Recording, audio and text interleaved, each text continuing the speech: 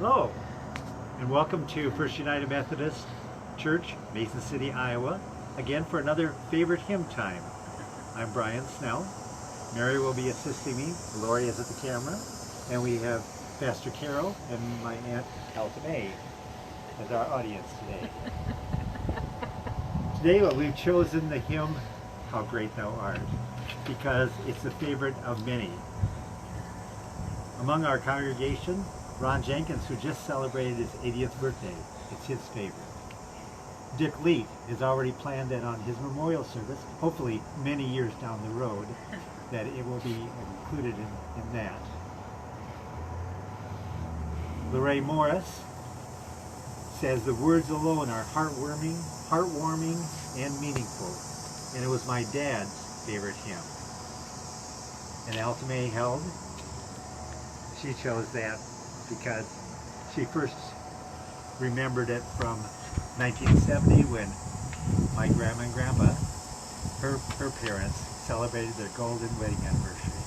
So it's a meaningful time for her to remember that.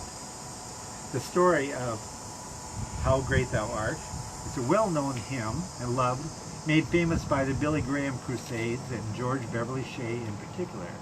It has one of the most fascinating histories of any modern hymn. It was written in different countries and diverse languages over the course of 70 years with the input of several translators who never met. The life of this majestic hymn of praise began in 1886 on a picturesque estate on the southern coast of Sweden. The Reverend Carl Boberg, who was also a member of the Swedish Parliament and a successful editor, strolled across the well-kept grounds of the coastal estate and, as he did so, was caught in a sudden summer thunderstorm. Taking cover under some trees, he watched as the sky changed from angry blacks and grays, streaked with flashes of lightning, to clear, bright blue again. In the stillness after the storm, Boberg heard the birds begin to sing. Boberg reported that witnessing this awesome demonstration of the variety and power of God caused him to fall to his knees in a spontaneous outburst of adoration and praise. After returning home, he put his thoughts on paper in a poem he titled O Stora Gud, meaning O Great God.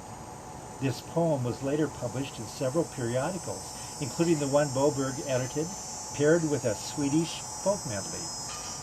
In 1907, Manfred von Glenn, a German residing in Estonia, saw the hymn and translated it into his native tongue.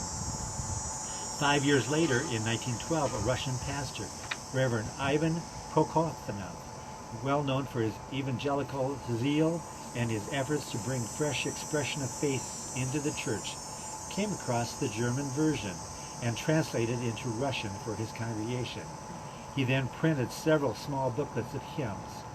And in 1922, his friends in the American Bible Society had all his hymns compiled into one volume and published the Russian hymnal in New York. Copies were then shipped back to Russia for use in the various Christian churches there. It was at this time that the hymn fell into the hands of Mr. and Mrs. Stuart K. Hine, an English couple serving as missionaries in the Ukraine. Initially, the Hines used the Russian version exclusively in their ministry, but as they traveled through the countryside, singing the hymn as a duet, they were impressed with the effect it had on those who had never heard the gospel before. It was during this time that the idea of an English translation came to Stuart Hine. Although he used many of the same phrases written by Boberg decades earlier, Hine also included impressions of God's grandeur gained from his excursions in the Carpathian Mountains, where he had witnessed all the works thy hands have made.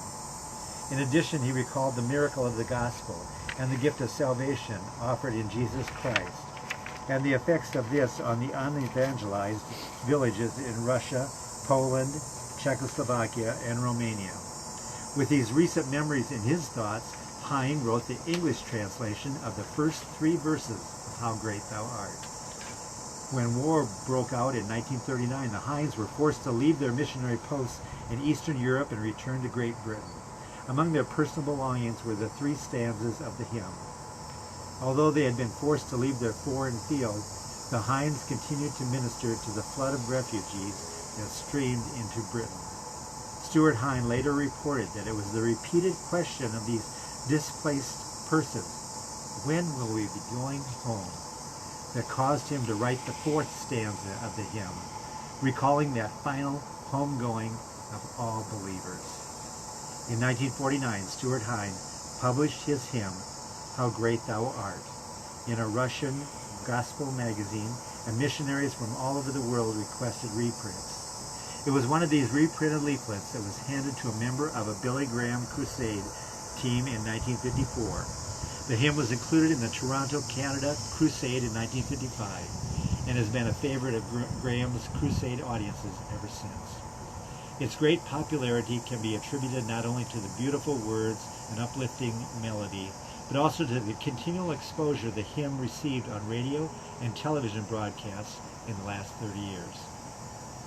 How Great Thou Art is a hymn that begins on earth and ends in heaven, carrying the worshiper from the creation with all its beauty and splendor to the Creator in all his majesty. It is this uplifting quality of both message and music that has made this hymn a favorite of congregations all around the world. And thinking of the words that are in this hymn, we had to be outside and see the nature and the beauty. And we will be singing this on the August 30th service. So you'll get a chance then at home to join us on that. And now I will play an arrangement of How Great Thou Art.